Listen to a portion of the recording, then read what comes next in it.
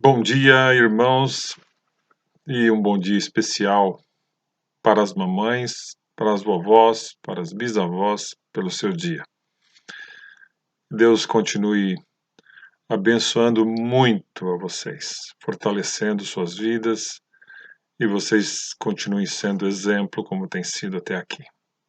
Que bênção poder separarmos um dia para lembrarmos e agradecermos a Deus por suas vidas. Nós vamos seguir com a nossa aula, que nós iniciamos no domingo passado, mas antes nós vamos buscar a presença do Senhor. Pai querido, nós nos colocamos mais uma vez diante do Senhor, agradecidos pela semana que tivemos e porque nós nos reunimos mais uma vez para estudar a Tua Palavra neste domingo. Agradecemos pela escola dominical, agradecemos a Deus pelas demais classes, pelo texto que vamos estudar hoje, pelas lições que certamente vão falar ao nosso coração e pedimos que o Senhor mesmo aplique em nós. Queremos ainda colocar as mães diante do Senhor. Agradecemos pelas suas vidas, pelo seu exemplo, pela sua dedicação. Que o Senhor continue, ó Deus, a cuidar delas, a fortalecê-las e a dar sempre a direção necessária, sendo mãe, sendo esposa, sendo avó, sendo bisavó, sendo às vezes titia, mas te agradecemos, Deus, pela vida de cada uma das nossas queridas mães. Recebe a nossa gratidão neste domingo e te louvamos por tudo em nome de Jesus. Amém. Muito bem, irmãos. Nós estamos estudando neste domingo como preservar a unidade do corpo. No domingo passado, nós falamos inicialmente dos perigos que ameaçam a unidade da igreja. Nós vamos relembrar de maneira bem rápida. O primeiro perigo que Paulo aborda na carta aos Filipenses é o perigo do partidarismo, que está lá no capítulo 2. Depois ele vai também abordar ainda no capítulo 1 o perigo de trabalhar sem unidade. Nós vemos também o perigo dos líderes buscarem seus próprios interesses, o perigo do mundanismo na igreja, o perigo dos crentes viverem em conflito dentro da igreja e também o perigo da vanglória e do egoísmo. Nós também tratamos de alguns pilares, né, que ajudam ou sustentam a unidade da unidade cristã, que também estão em Filipenses no capítulo 2, no verso 1, que nós abordamos na aula passada, sendo o primeiro a exortação em Cristo, o segundo a consolação de amor, o terceiro a comunhão do Espírito e o quarto entranhados afetos e misericórdia. Observem aí que a Trindade está presente aqui no versículo 1, né? A exortação em Cristo, a consolação do amor, o amor do nosso Deus e a comunhão do Espírito. E o entranhados afetos e misericórdia, a comunhão entre os irmãos. Então nós vamos dar sequência hoje, trabalhando um pouco mais agora no capítulo 4, no verso de número 2. Abra aí a sua Bíblia, ou acesse, e acompanhe aí, por favor, a leitura que vamos fazer no capítulo 4, no verso 2. O Paulo diz assim: rogo a Evódia e rogo a Sintique, pensem concordemente no Senhor. Pois bem, nós não temos muita informação a respeito desse conflito, ou de sua causa, mas ele certamente era sério o suficiente para que Paulo publique, né, ou mencione de maneira pública esse problema entre a irmã Evódia e a irmã Sintique. Ele tomou o cuidado, evidentemente, de não tomar nenhum partido, né? E nós observamos também que a questão de ocorrer conflitos ou contendas entre dois cristãos, mesmo que sejam absolutamente comprometidos com Cristo, como a gente vai observar depois na sequência da leitura, ele pode acontecer. E ele acontece, na verdade, né? Em qualquer igreja, em qualquer família. E como isso acontece? Né? Se a gente quer evitar tal discussão, tal desunião, vai ser útil a gente entender como é que os relacionamentos acontecem, né? Os relacionamentos humanos. Nós vemos o seguinte, a resposta normalmente para isso é a falta da capacidade da gente resolver as questões interpessoais do modo bíblico. Contudo, o conflito inicial, quando não é tratado de maneira adequada, o problema acaba se tornando o que normalmente a gente chama de bola de neve, né? E acaba levando a uma avalanche aí de desentendimentos e com rupturas as mais variadas, né? Um conflito, então, quando ele não é resolvido do modo bíblico, ele cresce e se não for resolvido adequadamente, ele piora. Pois bem, se nós observarmos aí a forma como que Paulo aborda esse problema, ele coloca rogo a Evódia e rogo a Sintique. Ou seja, ele considera ambas as irmãs responsáveis por essa situação que se tornou irreconciliável. Tanto que ele enfatiza, né, através da repetição do verbo rogar, antes de cada um dos nomes. Em nenhum momento Paulo sugere que uma está totalmente errada enquanto a outra está totalmente correta. Se nós observarmos, existem aí maneiras absolutamente frequentes, né, que contribuem para que haja o conflito. Nós vemos aí pelo menos 3 categorias, né, que podem tornar o conflito ainda pior. Na medida que nós somos confrontados com esse tipo de situação, uma das reações humanas, vamos chamar assim, é a retaliação, é o revide. E se nós observarmos lá em Paulo escrevendo aos Gálatas, né, no capítulo 5, no verso 19, ele vai falar que esse tipo de situação é obra da carne.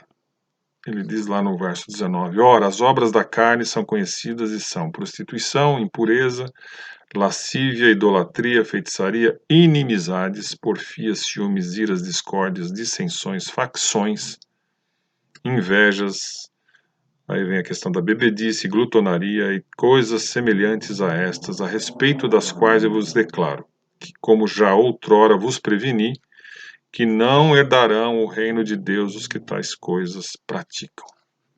É um alerta duríssimo de Paulo aqui aos Gálatas. E no mesmo capítulo, nos próximos versos, ele vai dizer do fruto do Espírito, né? Todos nós sabemos, mas sempre é bom relembrar. No capítulo 5, verso 22, ele diz que o fruto do Espírito é o amor, a alegria, a paz, a longanimidade, a benignidade, a bondade, fidelidade, mansidão, domínio próprio. E contra essas coisas não há lei. Pois bem, Paulo resumiu esse ensinamento de Cristo também quando ele escreveu a carta aos Romanos. Se você abrir aí, Romanos 12, ele vai tratar diretamente dessa questão de conflito, né? De uma outra forma. Romanos 12, no capítulo 12, verso 14 em diante, diz assim, abençoai os que vos perseguem, abençoais e não amaldiçoeis. Alegrai-vos com os que se alegram, chorai com os que choram, tende o mesmo sentimento uns para com os outros. Em lugar de serdes orgulhosos, condescendei com o que é humilde. Não sejais sábios aos vossos próprios olhos. Não torneis a ninguém mal por mal. Esforçai-vos por fazer o bem perante todos os homens. Se possível, quanto depender de vós, tende paz com todos os homens. Não vos vingueis a vós mesmos, amados, mas dai lugar à ira, porque está escrito: a mim pertence a vingança. Eu é que retribuirei, diz o Senhor. Pelo contrário, se o teu inimigo tiver fome, dá-lhe de comer, se tiver sede, dá-lhe de beber, porque fazendo isso, amontoarás brasas vivas sobre a sua cabeça.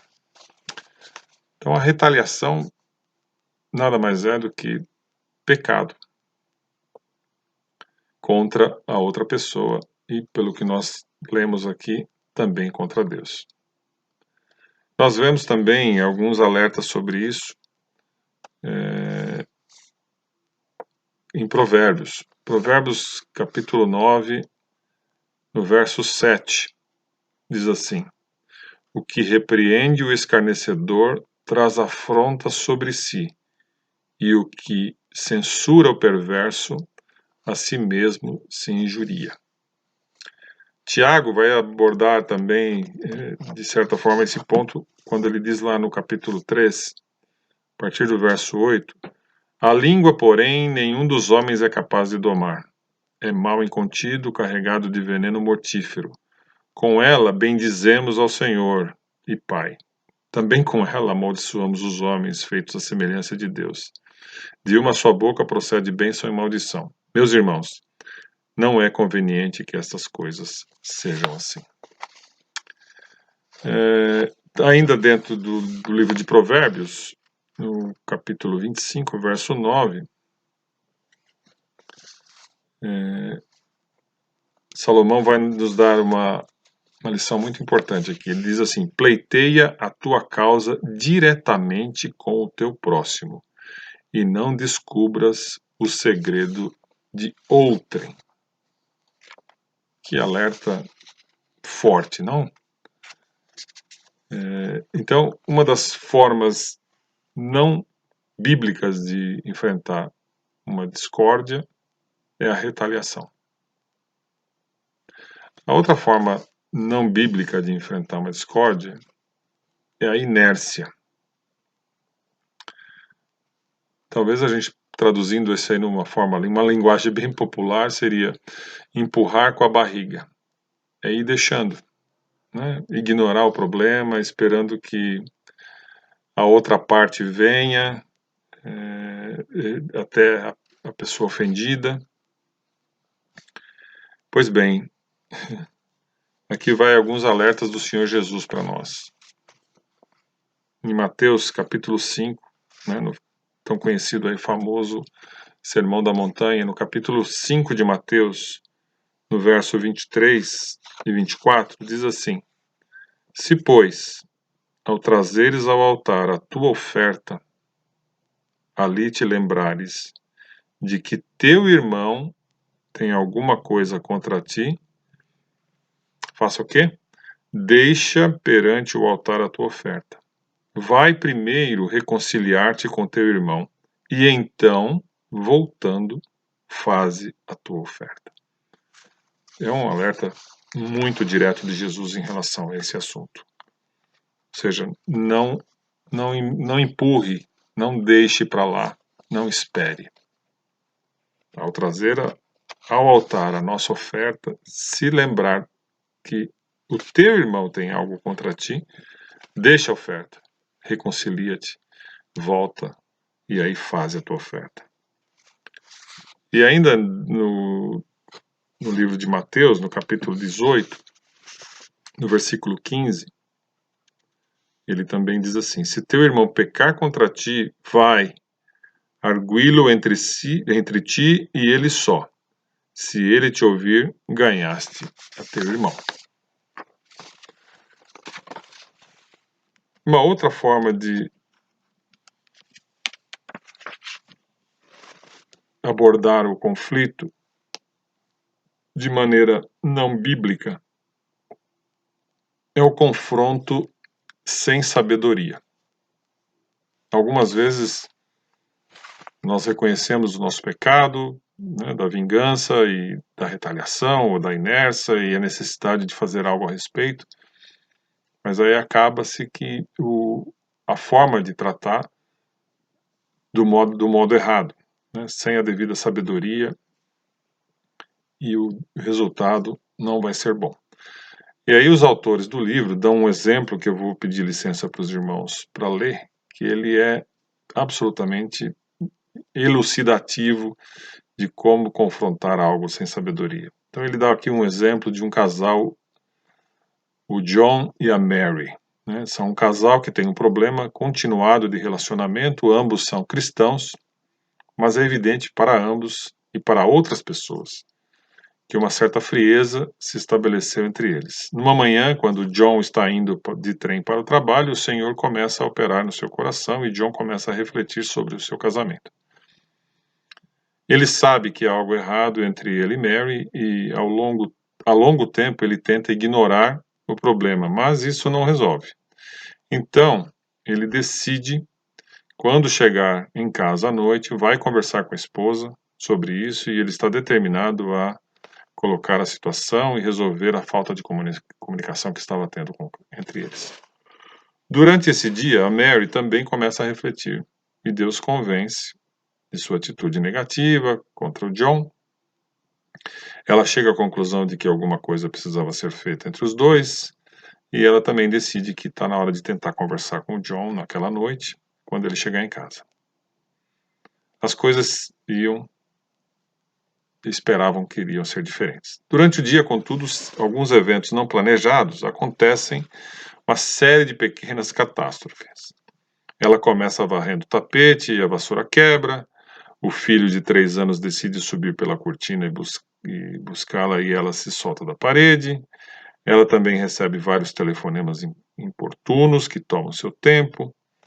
Lá pelas 2 da tarde, ela ainda não conseguiu fazer o que planejara, aquilo que estava planejado para terminar às 10 da manhã.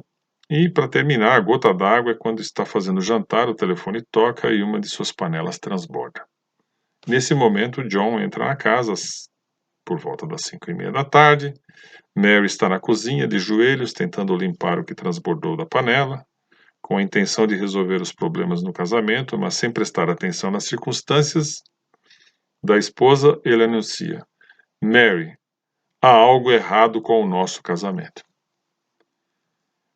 A Mary grita então a plenos pulmões: você está certo, há algo errado com o nosso casamento, e se você entrar de novo aqui assim, não haverá mais casamento. Bom, o John leva um baita susto, né, e fala: isso é o que eu levo por tentar melhorar o nosso casamento? Ele sai magoado, frustrado, com muita raiva, vai para a sala, senta-se, fica lá zangado, lendo seu jornal.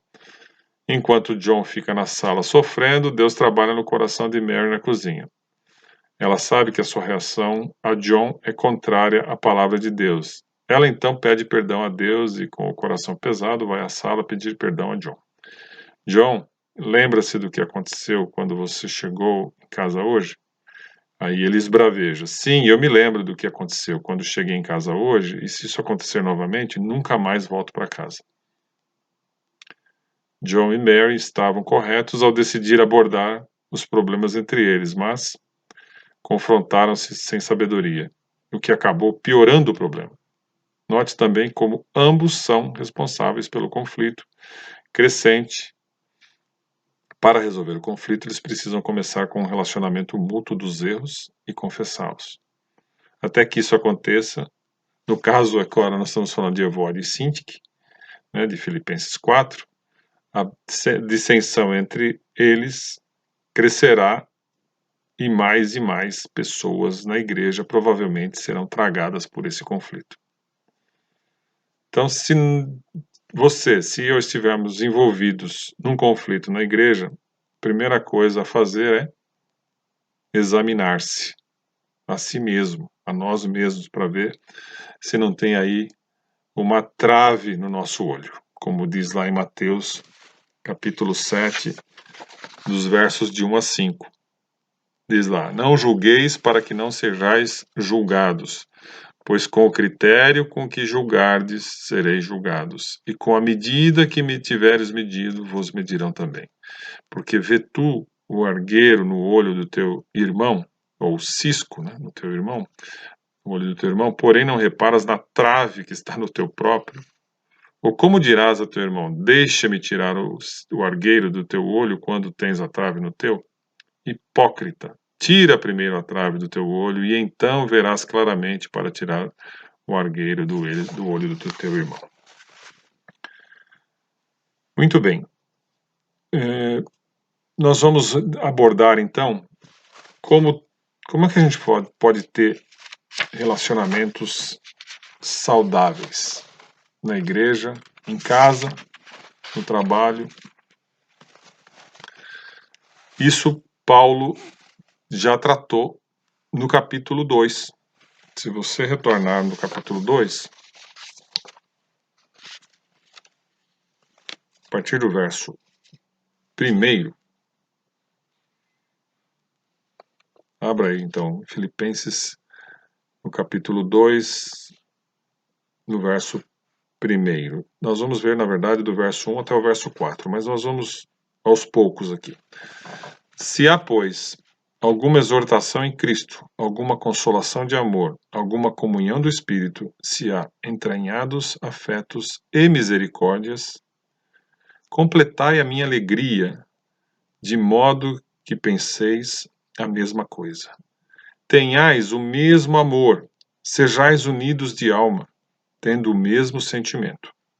Nada façais por partidarismo ou vanglória, mas por humildade, considerando cada um os outros superiores a si mesmo. Não tenha em vista o que é propriamente seu, senão também cada qual o que é dos outros. Pois bem, nós vamos ver aqui quais são os princípios para a gente manter relacionamentos saudáveis na igreja. O primeiro princípio está aí no verso 2, na primeira parte do verso 2, nós lemos aí: completai a minha alegria, de modo que penseis a mesma coisa. O primeiro princípio, então, é pensar a mesma coisa. Não quer dizer que todo mundo vai pensar igual, né? A gente vai ter divergência uns com os outros, mas o nosso foco e a nossa atenção deve ser aquilo que nos une e não aquilo que nos separa.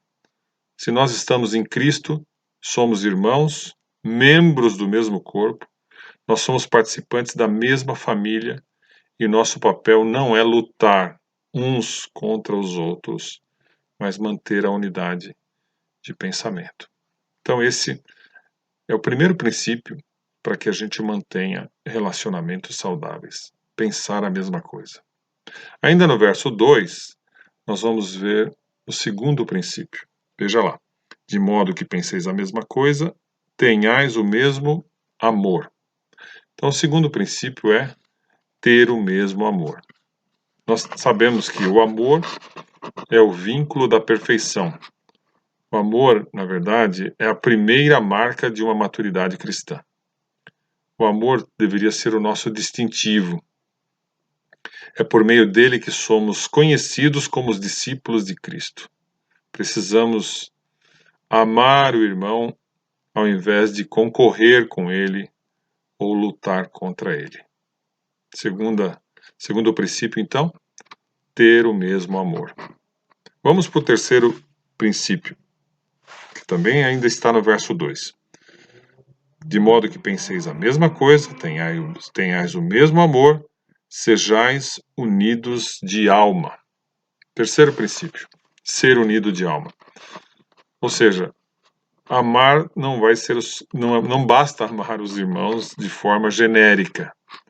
É preciso que esse amor seja absolutamente pessoal, profundo com os nossos irmãos, ao ponto de sermos unidos de alma.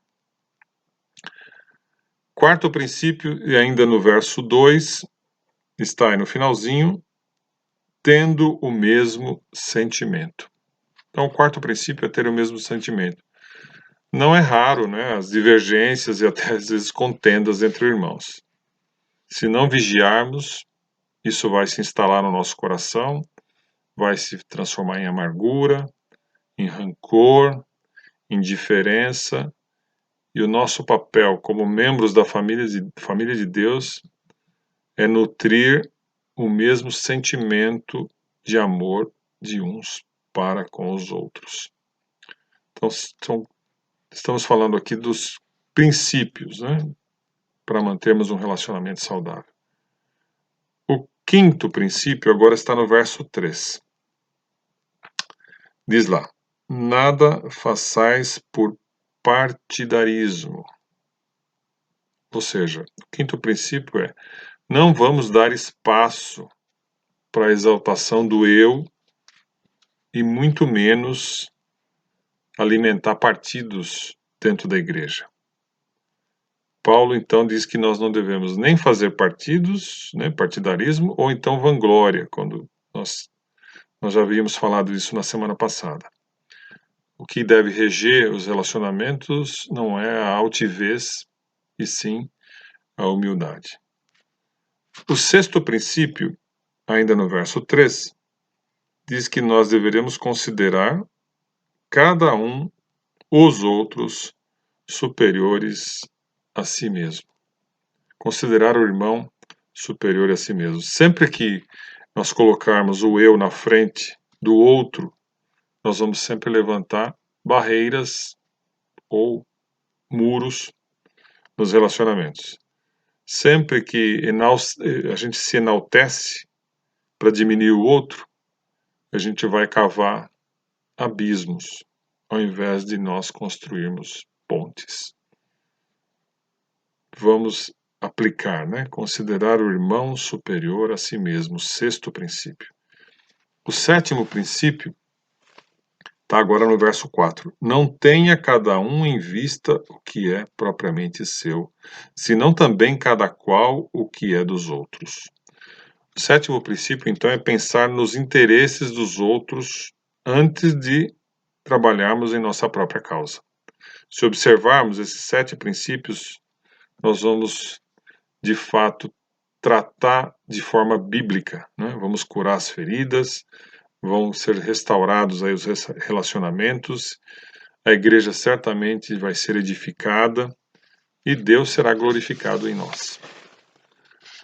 E Paulo também, no capítulo 2, a partir do verso 5, ele vai nos dar alguns exemplos de como nós devemos mirar se quisermos manter esses relacionamentos saudáveis, né? Quais são então esses exemplos? A partir do verso 5 até o verso 11, evidentemente que o primeiro exemplo não poderia ser outro senão o do nosso amado Cristo Jesus, né? O verso 5 diz lá: tende em vós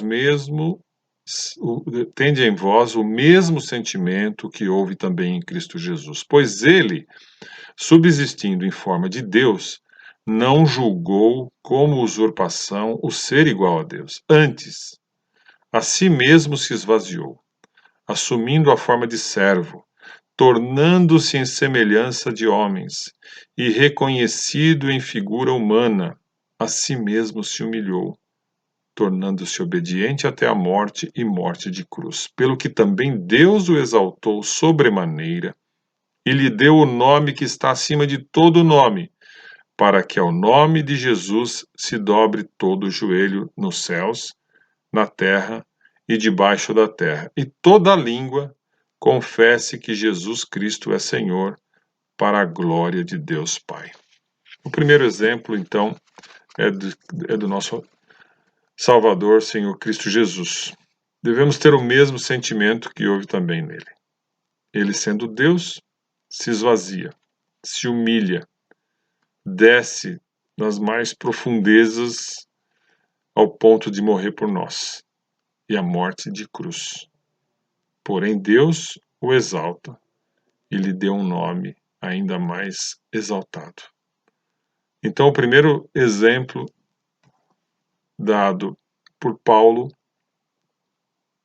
é de Cristo. O segundo exemplo está aí a partir do verso 12. Vamos ver lá, ainda no capítulo 2. Assim, pois, amados meus, como sempre obedecestes, não só na minha presença, porém muito mais agora na minha ausência, desenvolvei a vossa salvação com temor e tremor, porque Deus é quem efetua em vós tanto o querer como o realizar segundo a sua boa vontade. Fazei tudo sem murmurações nem contendas, para que vos torneis irrepreensíveis e sinceros, filhos de Deus inculpáveis no meio de uma geração pervertida e corrupta, na qual resplandeceis como luzeiros no mundo, preservando a palavra da vida, para que no dia de Cristo eu me glorie de que não corri em vão, nem me esforcei inutilmente. Entretanto, mesmo que eu seja oferecido por libação sobre o sacrifício e serviço da vossa fé, alegro-me, e com todos vós me congratulo. Assim vós também, pela mesma razão, alegrai-vos e congratulai-vos comigo. O segundo exemplo, então, é o próprio apóstolo Paulo, pensando sempre mais nos outros do que em si mesmo. Paulo ofereceu a si mesmo, como ele menciona aqui no finalzinho, né, como libação sobre o sacrifício e serviço dos irmãos. Ele não buscou glória para si, mas doou-se pelos irmãos. Nós vamos ver o terceiro exemplo agora, ainda no capítulo 2, no verso 19 ao verso 24. Espero, porém, no Senhor Jesus mandar-vos Timóteo o mais breve possível, a fim de que eu me sinta animado também, tendo conhecimento da vossa situação, porque a ninguém tenho de igual sentimento que, sinceramente, cuide dos vossos interesses, pois todos eles buscam o que é seu próprio, não o que é de Cristo Jesus. E conheceis o seu caráter provado, pois serviu ao Evangelho junto comigo, como filho ao Pai. Este, com efeito, é quem espero enviar, tão logo tenha eu visto a minha situação, e estou persuadido no Senhor de que também eu mesmo brevemente irei. Terceiro exemplo, então, é Timóteo. Timóteo era um jovem especial, que não cuidava dos seus próprios interesses, mas dos interesses dos cristãos, dos irmãos. Ele foi um servo que serviu ao Evangelho juntamente com Paulo. O quarto exemplo, nós vamos ler então do verso 25 ao verso 30. Diz assim: Julguei todavia necessário mandar até vós Epafrodito. Por um lado, meu irmão, cooperador e companheiro de lutas, e por outro, vosso mensageiro e vosso auxiliar nas minhas necessidades, visto que ele tinha saudade de todos vós e estava angustiado porque o vistes que adoeceu. Com efeito, adoeceu mortalmente. Deus, porém, se compadeceu dele, e não somente dele, mas também de mim, porque eu não tivesse tristeza sobre tristeza. Por isso, tanto mais me apresso em mandá-lo, para que, vendo-o novamente, vos alegreis, e eu tenho menos tristeza. Recebei-o, pois, do Senhor com toda alegria, e honrai sempre a homens como esse, visto que por sua causa da obra de Cristo chegou ele às portas da morte e se dispôs a dar a própria vida para suprir a carência de socorro para comigo. Esse irmão querido, Epafrodito, é um irmão valoroso, cooperador de Paulo, companheiro de lutas, por causa da obra de Cristo chegou às portas da morte, como nós lemos agora, dispondo-se a própria vida para levar ajuda ao próprio Paulo que estava preso em Roma. Esses princípios, né, e esses exemplos que nós acabamos de mencionar, o exemplo de Jesus, Paulo, Timóteo, eles nos ajudam, né, na caminhada quanto em relação à comunhão. Nós observamos lá na sequência do versículo do capítulo 4, quando Paulo fala de Evódia e fala de Sintique, em nenhum momento Paulo fala assim, olha, então talvez seja melhor cada uma ir para uma outra igreja, saiam da igreja, ou fique uma ou fique a outra. Não, Paulo não aconselha isso. Ele sabia que Jesus e o amor seria o suficiente para restaurar o relacionamento das irmãs que tanto trabalharam com ele. Ele faz questão de mencionar isso também no capítulo 4. Eu sei que cada um de nós tem sido confrontado, tem sido desafiado pelas mensagens.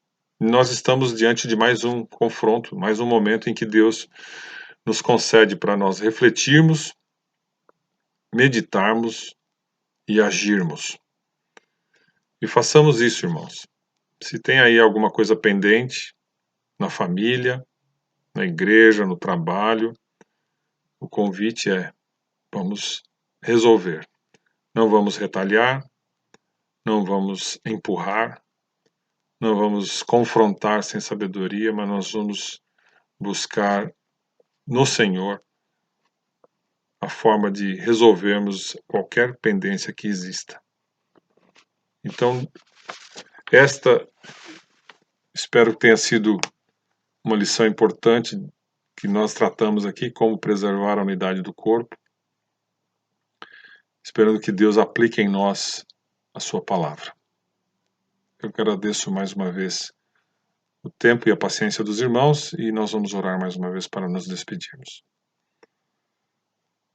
Ó Pai, nós te damos graças mais uma vez por tudo aquilo que nós pudemos ler na tua palavra, os exemplos que estão aí descritos do Senhor Jesus, os exemplos dos irmãos, exemplos positivos, exemplos negativos que nos alertam, nos impulsionam também, ó Deus, a refletirmos sobre aquilo que porventura tenhamos a ser resolvido com quem quer que seja, que o Senhor nos dê a graça, que o Senhor nos mova e que o teu Espírito promova, Senhor, a restauração dos relacionamentos. Abençoa, Senhor, as famílias da igreja, abençoa, Senhor, os relacionamentos entre esposo e esposa, abençoa, Senhor, os relacionamentos entre pais e filhos, entre sogros e sogras, entre nós, irmãos e irmãs da igreja, que haja, Deus, um mover do Senhor, para a glória do Senhor, para crescimento da tua igreja e também para testemunho diante das pessoas. Coloca, Senhor, o teu Espírito a trabalhar isso na nossa vida e faz, ó Deus, com que a gente também nos movamos na direção de acertarmos aquilo que precisa ser acertado. Agradecemos mais uma vez pela Escola Dominical, por todas as aulas que foram ministradas. Pedimos a bênção também pelos professores e te agradecemos por suas vidas. Obrigado por tudo e nós te louvamos em nome de Jesus. Amém. Obrigado, irmãos, e até uma próxima. Tchau.